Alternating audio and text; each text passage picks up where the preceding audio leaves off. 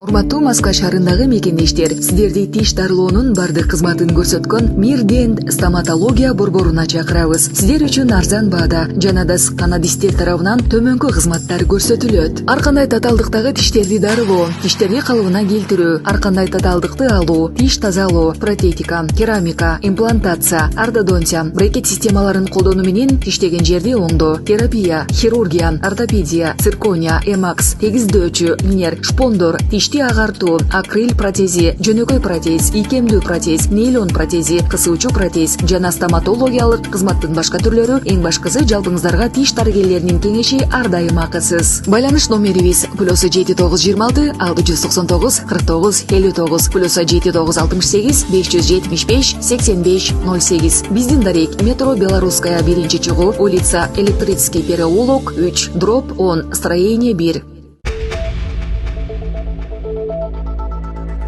Шашылыш билдирүү. Айрым аймактарда сел жүрүшү мүмкүн. Кыргыз гидромет билдиргендей, өлкөдө 8-июлдан 12-июлга чейин туруксуз аба ырайы күтүлөт. Ага ылайык тоолуу жана тоо этектериндеги райондордо сел жүрүшү ыктымал.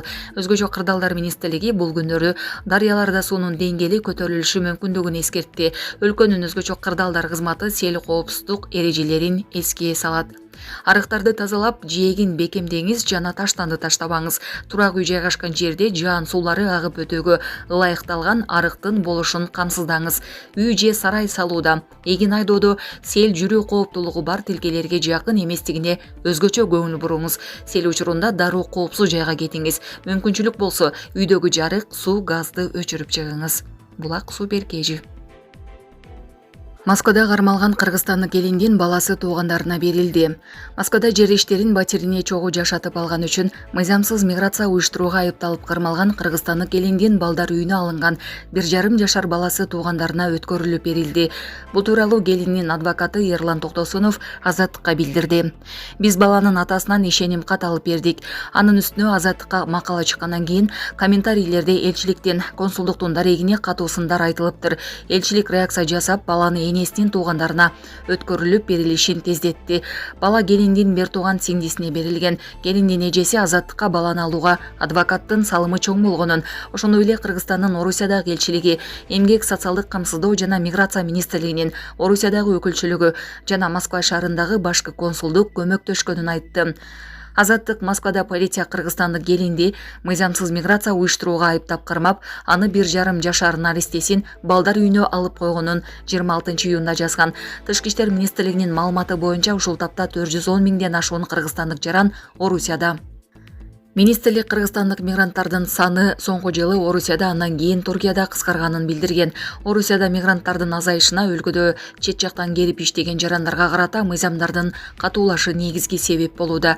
Орусиядагы мигранттарга мамиле жана эреже талаптар Украинадагы согуш башталгандан кийин өзгөчө катаалдашты. Кыргызстан менен Орусия бир экономикалык уюмда. Эпти экенине карабай, кыргыз мигранттары тынымсыз текшерүүлөргө, басым кысымга кабылганына даттанып келишет. Булак Азаттык. Жалпы 100 жарнама такталынды. Бишкектин көчөлөрүндөгү жарнама такталар алынууда. Бишкек мэриясы Борбор каладагы көрнөк жарнактарды демонтаждоо иштерин улантууда. Бул тууралуу кечээ 4-июлда Бишкек мэриясынан билдиришти.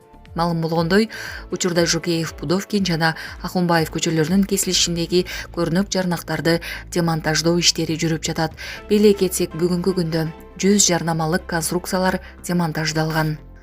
Урматтуу ишкерлер, жарнамалык конструкцияларды өз ыктыярыңыз менен демонтаж кылууну суранабыз. Эскирген металл конструкцияларды заманбап LED экрандарга алмаштыруу Бишкек шаарына эстетикалык көрүк берет деп айтылат маалыматта.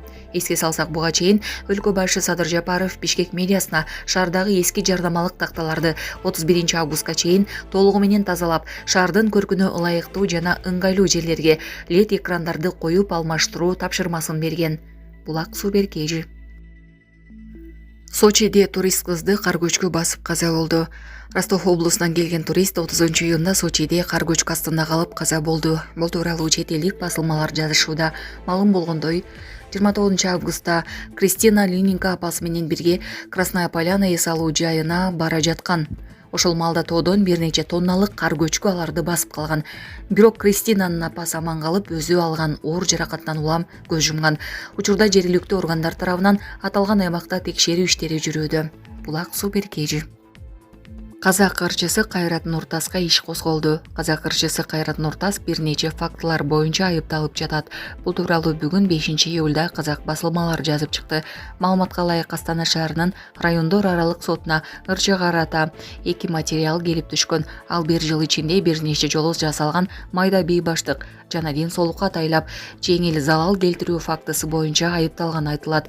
Транспорт полициясынын маалыматы боюнча Алматы Астана каттамындагы учакта майда бейбаштык жана денеге атайлап жеңил залал келтирүү фактылары боюнча административдик иш козголгон. Иштин материалдары соттун кароосуна жөнөтүлгөн деп жазылат анда. Сотто каралуучу убакыт тууралуу кошумча маалымат берилери кабарланат. Беле кетсек, буга чейин Кайрат Нуртас концерттердин биринде сахнада сөгүнгөн үчүн айыпка жыгылган. Булак Суперкежи. Президент Садыр Жапаров 5-6 июлда Азербайжанга иш сапар менен барат. Бул тууралуу президенттин администрациясынын тышкы саясат бөлүмүнүн башчысы Муратбек Азымбакиев билдирди. Анын айтымында мамлекет башчысы түрк мамлекеттеринин уюмуна мүчө өлкө башчыларынын бейформал саммитине катышат. Уюмдун мамлекет башчыларынын кезексиз жолугушуусунун темасы транспорт, байланыш жана климаттык иш-чаралар аркылуу туруктуу келечекти түзүүнү камсыз кылуу болуп саналат. Тараптар жаратылыш коркунучтарынан келип табигый кырсыктарга, климаттын өзгөрүшүнө жамааттык жооп кайтаруу чараларын жана тумууга мүчө өлкөлөрдүн транспорттук өз ара байланышын бекемдөөнү талкуулашат, деди Азымбакиев. Саммиттин ишине уюмдун катышуучу мамлекеттеринин Азербайжандын, Казакстандын, Өзбекстандын мамлекет башчылары, Туркиянын жана Венгриянын өкмөт башчылары катышат. Булак Суперкежи.